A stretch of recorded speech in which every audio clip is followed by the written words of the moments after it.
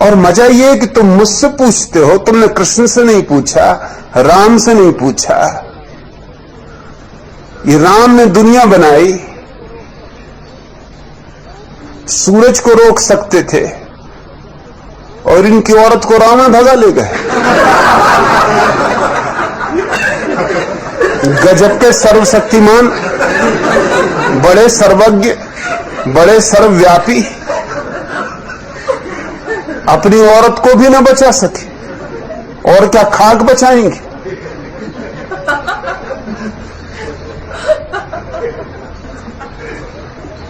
सर्वज्ञ हैं, सर्वशक्तिमान हैं, सर्वव्यापी हैं और सोने के मृग को खोजने चल पड़े। बुद्धू से बुद्धू आदमी को भी शक होता कि कहीं सोने का मृग होता है।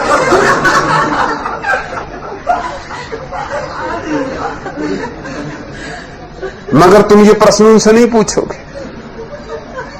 क्योंकि उनको तुम मान के ही बैठे हुए हो, पूछने का सवाल ही नहीं उठता है। और फिर सीता को लाया गया लंका से छीनकर, तो उसकी अग्नि परीक्षा ली गई। और ये सर्वज्ञ,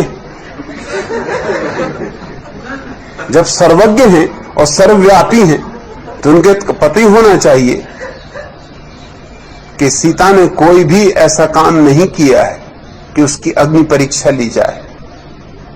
ये कैसी सर्वज्ञता है। इनको ये भी पता नहीं, इनको शक है कि कहीं सीता भ्रष्ट न हो गई हो। ये पुराना दकियानुसी पति का दिमाग कहीं कहीं सीता का सतीत्व नष्ट न हो गया हो। सीता कहीं ज्यादा समझदार महिला मालूम पड़ती है।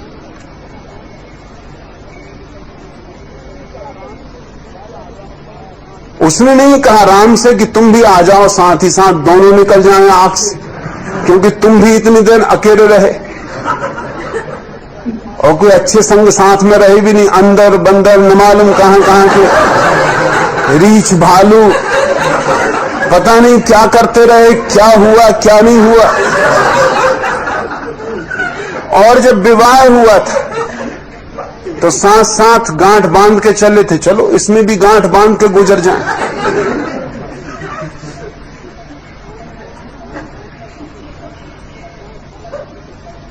ये सर्वज्ञ है।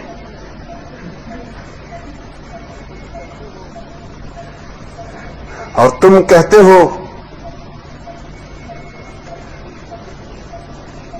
कि सुरक्षा की कोई जरूरत नहीं। और कृष्ण पूरी गीता में क्या समझा रहे हैं अर्जुन को कि लड़। अर्जुन कहीं ज्यादा ज्ञानी मालूम होता तुम्हारे हिसाब से, क्योंकि वो ये कह रहा है कि क्या सार है मारने मारने में। आत्मा तो अमर ही है, अब नाहक इनके शरीरों को क्या मारना। मैं चला जंगल, मैं तो ध्यान करूंगा, समाधि साधूंगा, इसमें कुछ सार नहीं। और कृष्ण की पूरी गीता इसी बात का आयोजन है कि तू लड़, उठा गांडीव। कृष्ण को पता नहीं है कि आत्मा अमर है।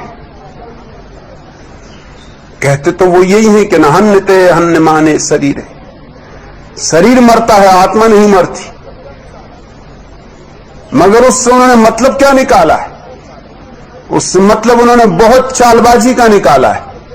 चालबाजी का मतलब यह निकाला है कि मार, बेफिक्री से मार इनके शरीरों, क्योंकि आत्मा तो मरती ही नहीं, इसलिए कोई हानि होनी नहीं है, हिंसा कुछ होनी नहीं। कृष्ण ने जितनी हिंसा का प्रतिपादन किया दुनिया में किसी ने भी नहीं किया। Adolf Hitler, Genghis Khan, Timur Lang, Nadir Shah सब फीके पड़ जाते, क्योंकि भला इन्होंने हिंसा की हो लेकिन हिंसा का समर्थन इनके भीतर नहीं। जानते तो ये है कि ये गलत कर रहे हैं। कृष्ण ने हिंसा करवाई और उसको एक दार्शनिक पूरा का पूरा आडंबर दिया। समझाया अर्जुन को यह कि मार बेफिक्री से, क्योंकि आत्मा मरती ही नहीं, मारने में हर्ज क्या है? ये तो मिट्टी के घड़े हैं, फोड़ दे, आत्मा दूसरे घरों में प्रवेश कर जाएगी।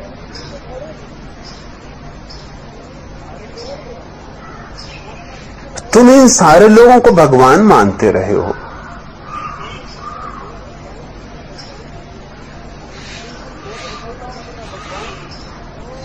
और मैं जब कहता हूं कि मैं भगवान हूं तो तुम्हें अड़चन खड़ी होती, और मेरे अर्थ को तुम सुनना भी नहीं चाहते, समझना भी नहीं चाहते। जब मैं कहता हूं मैं भगवान हूं तो मैं ये कह रहा हूं कि तुम भी भगवान हो। भगवत्ता हमारा स्वभाव है।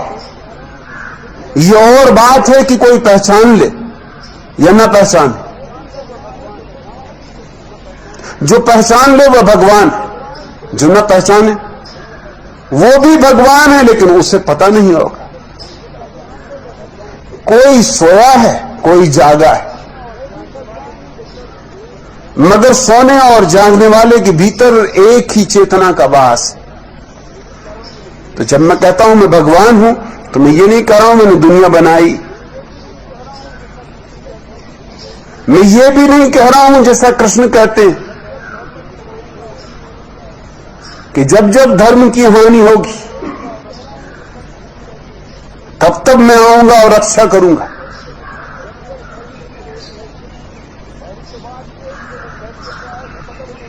पहली तो बात यह है कि जब वो पहली दफा आए थे तब कौन सी रक्षा कर ली? अब क्या खाक रक्षा करेंगे? सच तो यह है कि कृष्ण की मौजूदगी के कारण जितनी अमानवीयता और जितनी हिंसा उस समय हुई, अब अच्छा ही होगा कि वो दोबारा ना आए। कृपा करे। जब आए थे तब भी कोई रक्षा नहीं हो गई धर्म की, अब क्या खाक रक्षा कर लेंगे धर्म की आगे? मैं कोई दावा नहीं करता धर्म की रक्षा का, और न ही दावा करता हूं कि मैं कोई अवतार हूं। उधार बातें मुझे पसंद नहीं। मैं क्यों विष्णु का अवतार होऊंगा? विष्णु मेरे अवतार नहीं, मैं उनका अवतार नहीं।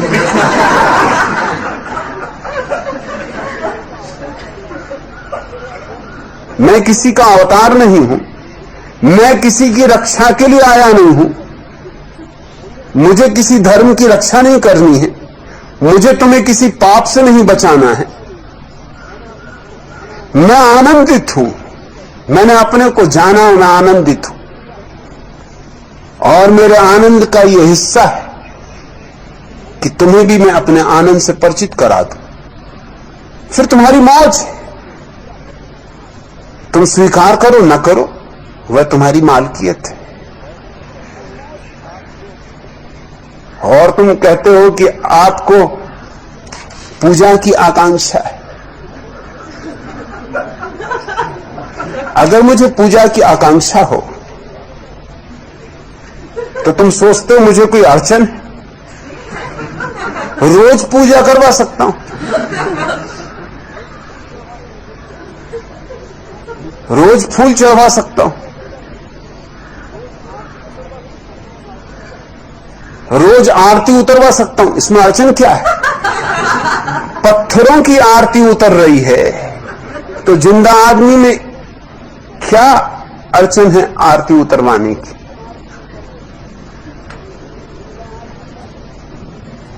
वो जो मेरी माला है उसमें जो तस्वीर अटकाई हुई है वो सिर्फ भारतीय भोंदुओं को चौंकाने के लिए, और कुछ नहीं।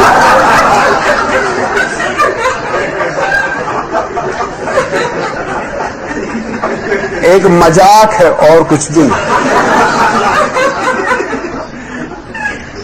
लेकिन मजाक को समझने के लिए भी थोड़ी बुद्धि चाहिए।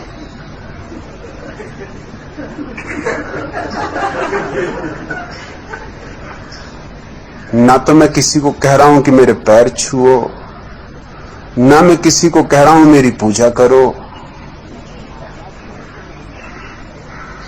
मैं तो आता भी हूं तो मैं चाहता नहीं कि कोई उठ के खड़ा हो। शायद ये भारत में होने वाली पहली धर्म सभा होगी जहां आने पर गुरु के शिष्य बैठे रहते। तुमने कहीं कोई सभा देखी जहां गुरु आए और शिष्य बैठे रहे?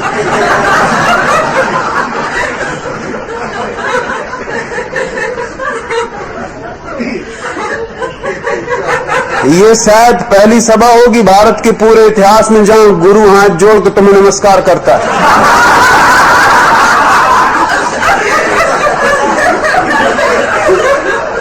क्या पूजा, किसकी पूजा? मगर बंधी हुई धारणाएं लेके आओगे तो अड़चन होती, और बंधी हुई धारणाएं लेके आ जाते हो तो वंचित रह जाओगे उससे जो यहां घट रहा है। यहां बहुत कुछ घट रहा है।